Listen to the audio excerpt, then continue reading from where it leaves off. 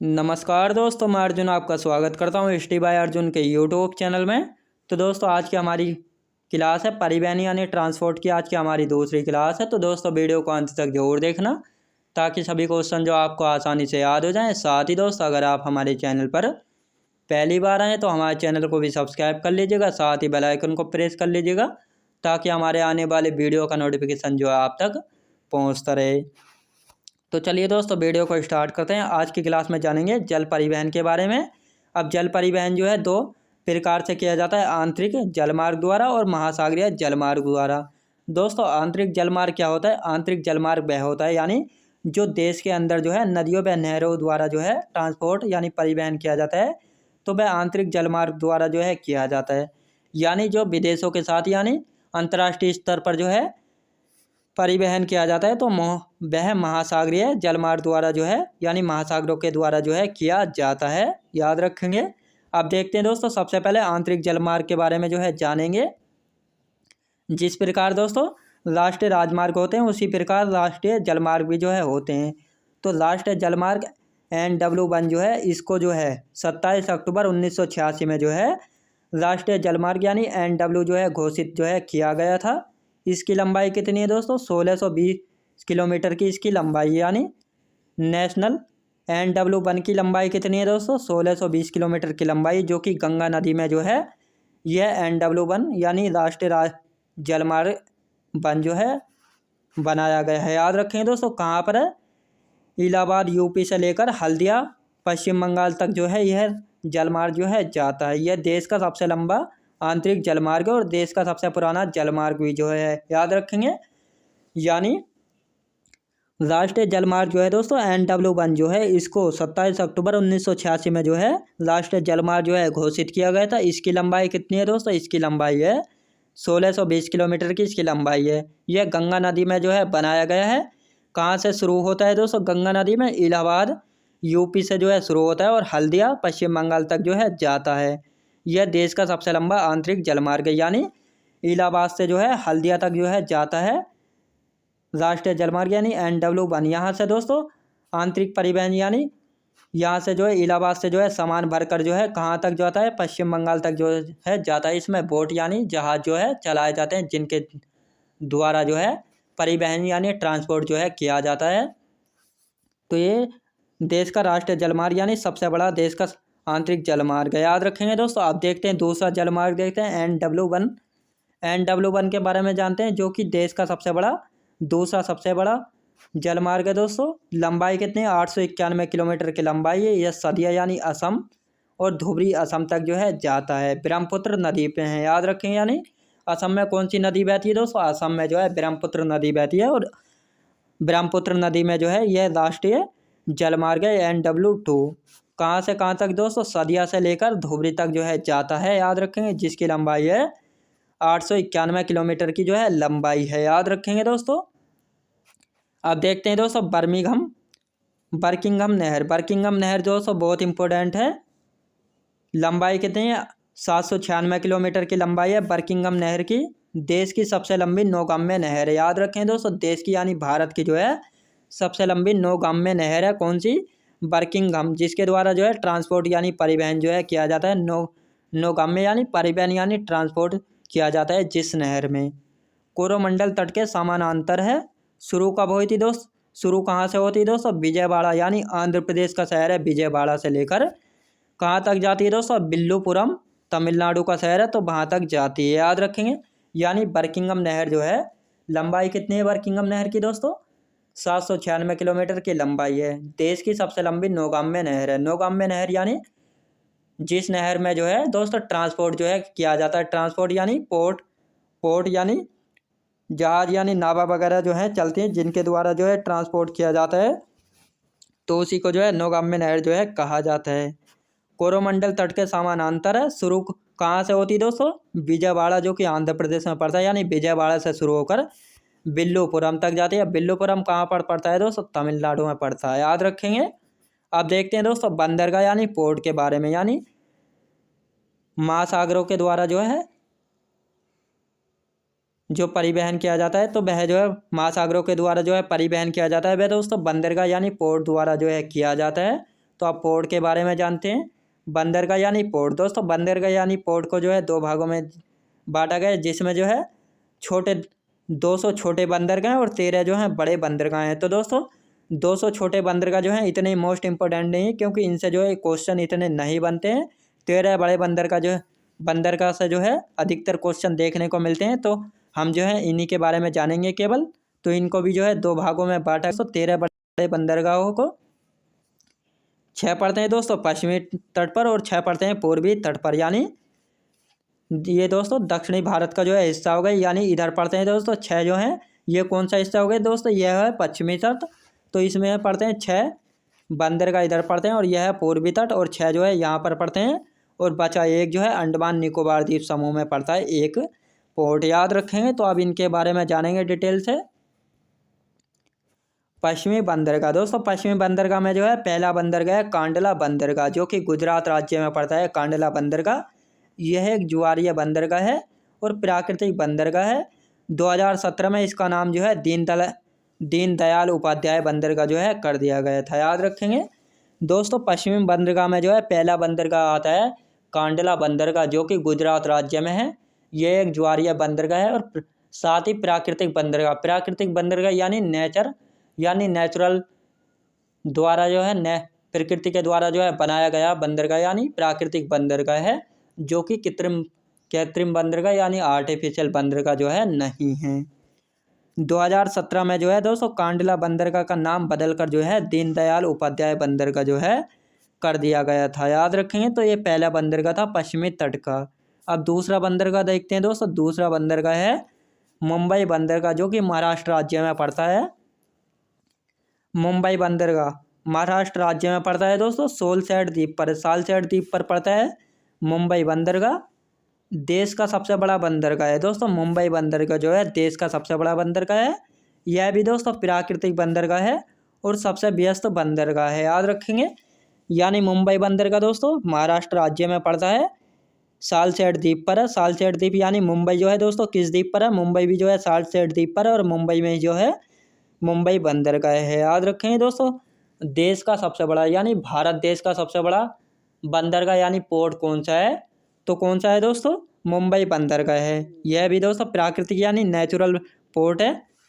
सबसे व्यस्त बंदरगाह यानी सबसे ज़्यादा जो है माल एक्सपोर्ट इंपोर्ट किस बंदरगाह से किया जाता है दोस्तों, मुंबई बंदरगाह से जो है किया जाता है, याद रखेंगे। अब देखते हैं दोस्तों नाहवा सेवा बंदरगाह। दोस्तों तीसरे नंबर पर आता है नाहवा सेवा बंदरगाह, जो कि महाराष्ट्र राज्य में पड़ता है। कृत्रिम बंदरगाह है दोस्तों। यह एक कृत्रिम बंदरगाह यानी मनुष्य द्वारा निर्मित यानी आर्टिफिशियल बंदरगाह है। मुंबई बंदरगाह का भार कम करने के लिए दोस्तों, यानी मुंबई बंदरगाह दोस्तों एक व्यस्त बंदरगाह है, यानी इस पर जो है सबसे ज़्यादा जो है माल एक्सपोर्ट इंपोर्ट जो है किया जाता है। इसीलिए जो है इस पर भार यानी इस पर ज़्यादा जो है काम था, तो इसी काम को जो है कम करने के लिए जो है इसी की साइड में जो है इसी के पास में जो है नाहवा सेवा बंदरगाह जो है बनाया गया था। ये भी दोस्तों महाराष्ट्र में ही है। ये एक कृत्रिम बंदरगाह यानी पोर्ट है। मुंबई बंदरगाह का भार कम करने के लिए जो है इसको जो है बनाया गया था। अब इसका नया नाम क्या है दोस्तों, जवाहरलाल नेहरू बंदरगाह जो है इसका नया नाम जो है कर दिया गया है नाहवा सेवा बंदरगाह का, याद रखेंगे। तो ये तीसरा बंदरगाह था दोस्तों पश्चिमी तट का बंदरगाह, याद रखेंगे।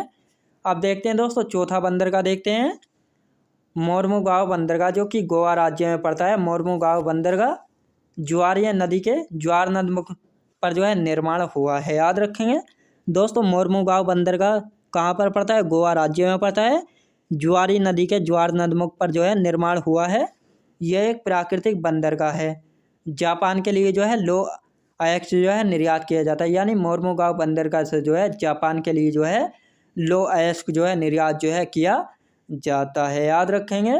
अब देखते हैं दोस्तों पांचवा बंदरगाह देखते हैं न्यू मंगलोर बंदरगाह। दोस्तों न्यू मंगलोर बंदरगाह जो है कहाँ पर पड़ता है दोस्तों, यह पड़ता है दोस्तों कर्नाटक में, याद रखें दोस्तों।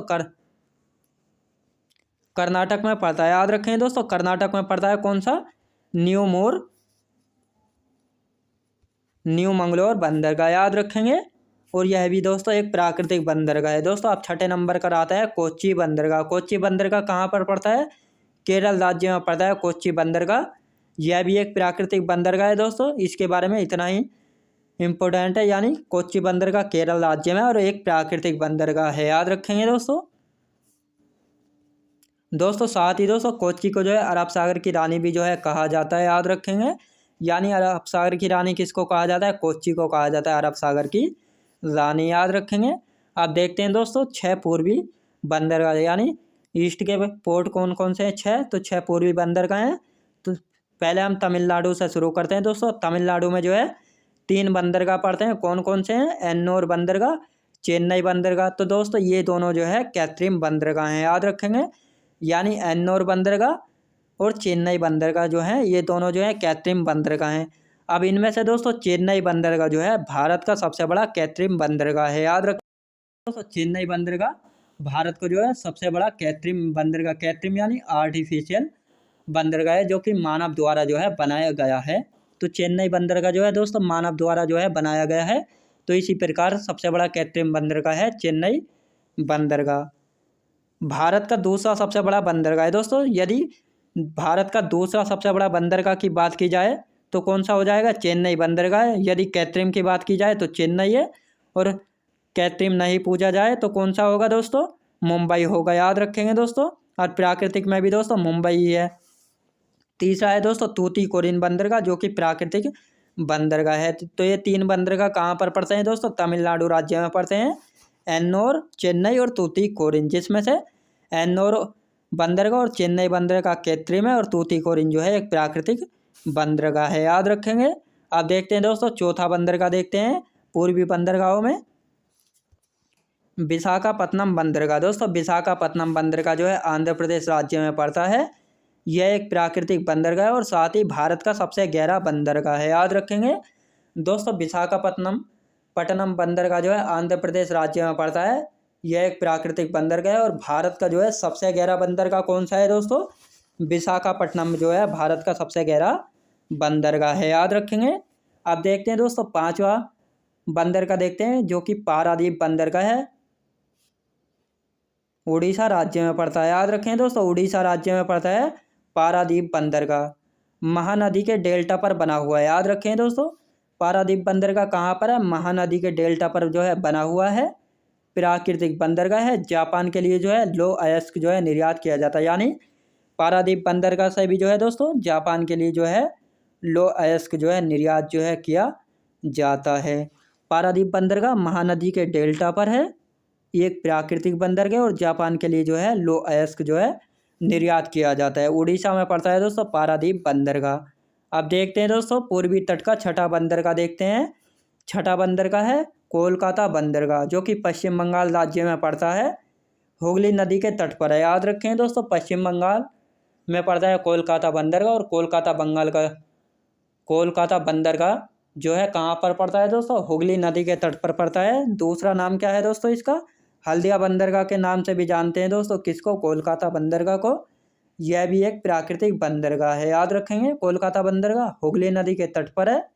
दूसरा नाम है हल्दिया बंदरगाह और एक प्राकृतिक बंदरगाह है, याद रखेंगे। अब देखते हैं दोस्तों पोर्ट ब्लेयर बंदरगाह। पोर्ट ब्लेयर बंदरगाह जो है अंडमान निकोबार द्वीप समूह में जो है पड़ता है, याद रखेंगे। तो ये जो है दोस्तों 13 बड़े बंदरगाह थे जो आपको आसानी से जो है याद हो गए होंगे। अब देखते हैं दोस्तों वायुयान परिवहन के बारे में, याद रखेंगे। वायुयान परिवहन। दोस्तों वायुयान परिवहन की शुरुआत कब हुई थी? 1911 में जो है वायुयान ने जो है पहली जो है उड़ान भरी थी। कहाँ से? इलाहाबाद से नैनी के बीच जो है पहली उड़ान भरी थी वायुयान ने 1911 में।